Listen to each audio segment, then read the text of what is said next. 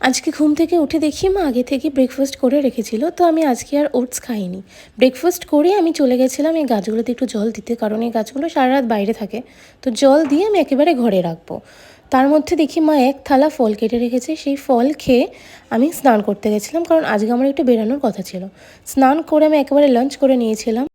Lunch করে নেওয়ার পর আমি রেডি হতে চলে গেছিলাম, আর আমি এই টপটা পরেছি, এটা আমি প্যান্টালুন্স থেকে নিয়েছিলাম। এখন যেহেতু অতটাও ঠান্ডা পড়েনি আর আমি দুপুরবেলার দিকে বেরাচ্ছি, তো ওই জ্যাকেট সোয়েটার পরলে খুব বেশি গরম লাগবে, তো আমি একটা ফুল স্লিভের টপ পরেছি, যাতে আমার খুব ঠান্ডাও না লাগে খুব গরমও না লাগে। আর আমি এবার ওয়েস্ট সাইডে সেল থেকে একটা পারফিউম কিনেছি, ওটা এত সুন্দর স্মেল, ওটা ইজিলি 4-5 ঘন্টা স্টে করে যায়। আর আমি যেভাবে পারফিউম ইউজ করি সেক্ষেত্রে তো আরও বেশি স্টে করে। রেডি হয়ে আমি বেরিয়ে পড়েছিলাম, আর বেরিয়ে আমার একজনের সাথে দেখা হয়ে গেছিলো। ওর নাম হচ্ছে স্কুবি, ও ভীষণ মিষ্টি একটা কুকুর, ও আমাদের পাড়াতেই থাকে। তারপর আমি কিছুটা হেঁটে যাচ্ছিলাম, কারণ রজতের আমাকে নিতে আসার কথা ছিল, কিছুক্ষণের মধ্যে চলেও এসেছিলো। আমরা তারপর ডিসাইড করলাম যে আমরা বোহোতে যাব।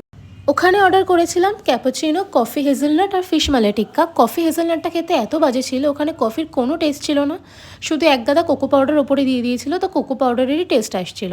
আর ফিশ মালাই টিক্কাটা মোটামুটি ভালোই খেতে ছিল।